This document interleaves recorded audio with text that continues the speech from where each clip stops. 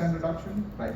Math 1 on 32, 95% reduction on footprint, and the increase in your retrieval window of how much to kind of compromise for the relevance that you're getting is about 10 to 15%. So there's a significant improvement in your price performance trade-off that you see by just implementing and making this happen. And this is part of the vector store inside Elasticsearch today. No additional work required on your part. This is just the way we do it at this particular point for making it available.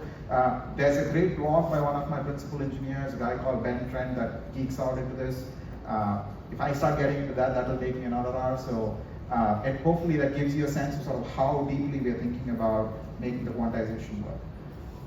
Another dimension of that is the performance, right? And so this starts from not just how we think about optimizing the software, but how that software runs on the hardware that we're going over there. So many of you may or may not know this. Elastic largely uses Java underneath the covers for building and running Elasticsearch. And one of the changes that has come out in JDK, starting from about JDK 20, is something called the Panama project. What that allows you to do is run bits of native code as extensions of the Java code that you're running in there. So you can take highly performant C++ modules and others and run them in a way that is compatible with the hardware that you're running on. So we have gone and implemented some of those changes based on our code implementation of Elasticsearch, our implementation of our vector store, seen about a 30% improvement in query latency just based on the changes we have done over there, right? We have been able to implement things like single instruction multiple data SIMD for improving the calculation of vector distance that allows us to sort of compact the representation on disk itself when you do so. So collectively, and that's about 6x faster than the traditional scalar representation on disk on AMD 64 bits that you're seeing over there. All of this together, we are seeing anywhere between 3 to 6 to 7.5x improvements just compared to standard vector stores over there. This is a constant stream of optimization on my end, which all of you get for free, in the sense that it just shows up in the product when you update it to the latest versions that are going on there, right? So when you look at it, it's not just the optimization for storing the footprint, it's also the changes on performance and others that you're doing over there.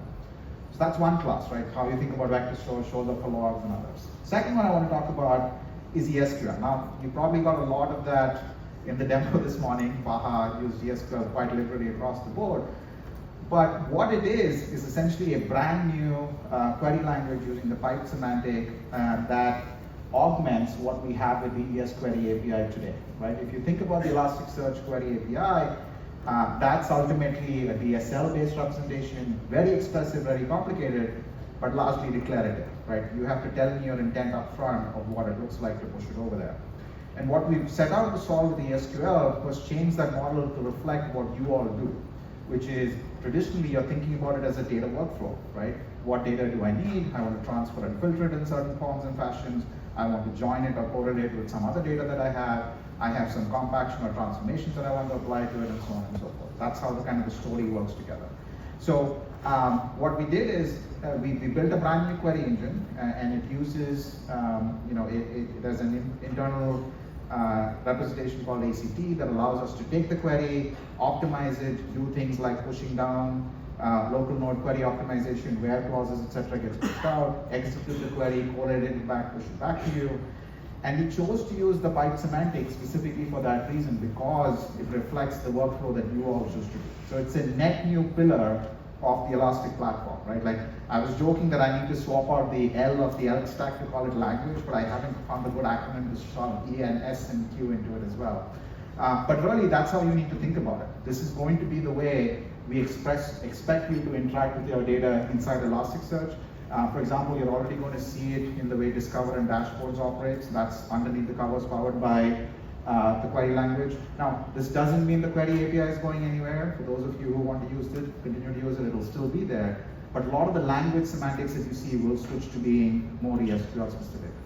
And our innovations on this front are largely going to focus on the different kind of transformations you can do and expanding the scope of retrieval that you want to kind of go do with it, right? So today you already we have a preview out there for you being able to query data across clusters. There's a technical preview out there for you to go and play that out. You're going to see more changes on bringing sort of that search native concept like full text match and others over there. Full text match is available as text preview today. pulling in different types of data sources like metrics and others and doing kind of the correlated elements, various statistical transformations like stats and inline capabilities and looking at metrics over there. And of course, joins, right? The magical thing that you've not, imagine being able to do joins of data across petabytes of unstructured, messy data sitting out there in an interactive flow. It's possible. You saw this, it works today, at least the preview's out today for you to go and play out with it. So for you, you may be sitting there saying, yeah, I've seen this before, SQL databases, whatever. But that's the differences, right? You're seeing that same interface, the thing that's familiar and easy for you running a query language on a much, much more massive scale that allows you to do much more patterns across all the different solutions that are coming there. So now, before I move on and talk a couple of other things, I'll ask Richard to come and join me on stage. Richard's the CIO for Inquiry DFS. Richard, welcome on stage. I think we've got the same t-shirt. Look at that, almost. We should have done the logo matching, right? Yeah. Like, we joked about doing a jersey swap on stage, but ultimately it got too hot to wear 2 layers on top. But thank you for coming, Richard. Thanks for inviting me. Yeah, of course. And so